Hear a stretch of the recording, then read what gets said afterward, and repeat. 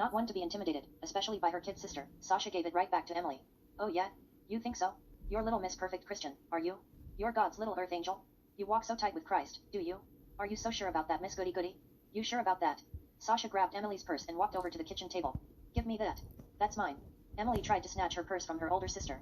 Sasha held her back with one arm while she dumped her sister's purse on the kitchen table. Whoa-ho, Nelly. What's this? And what's this? Sasha grabbed a small palm-sized rectangular package wrapped in a cream-colored silk cloth with a lace ribbon of the same color tied around it. Sasha unwrapped them to reveal a deck of cards with pictures and symbols on them.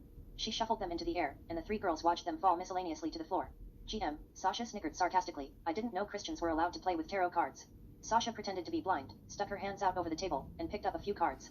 She opened her eyes and looked at them and mimicked the gypsy fortune teller's voice as she held a card in her sister's face and said, Ah, the devil card. What a befitting card for such a little two-faced monster.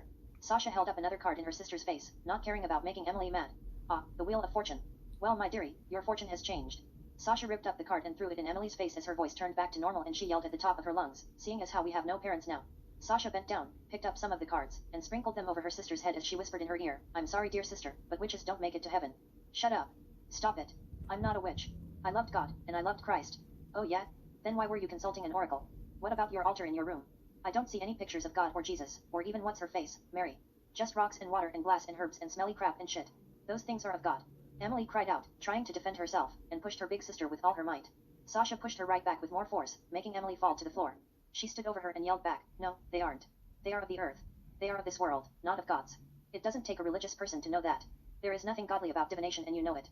Emily kicked Sasha in the shin, throwing her off balance. Once Emily got Sasha down on her level, she attacked her big sister. The girls started to tussle and fight, punching and kicking each other. They rolled around on the floor, pulling at each other's hair and calling each other names. Nora watched her best friends fight. She found herself wanting to stop the fight like she had so many times in the past years, but she was still in shock over the fact that her lovely mother and loving father were gone. They weren't coming back, and she was going nowhere. She was what her parents called unsaved. She was alone from this point on, an orphan at 16 or an adult. Nora muttered something under her breath. The sisters stopped fighting and turned and looked at Nora. Out of breath and bruised, both girls said at the same time, What did you say? And do not let your people practice fortune-telling, or use sorcery, or interpret omens, or engage in witchcraft, or cast spells, or function as mediums, or psychics, or call forth the spirits of the dead. Anyone who does these things is detestable to the Lord. We are not supposed to use tools of divination.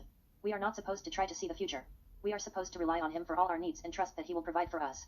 Nora shocked herself by recalling words her father had read from the Bible in his sermons many times over the years. The sisters stared at Nora in disbelief, stunned by Nora's words, as she was not Christian and had always hated anything that had to do with the Bible. It's in Deuteronomy somewhere, Nora muttered under her breath, feeling embarrassed and a bit shocked that she remembered some of the Bible she swore she forgot years ago. Yeah, thou shalt not suffer a witch, bitch.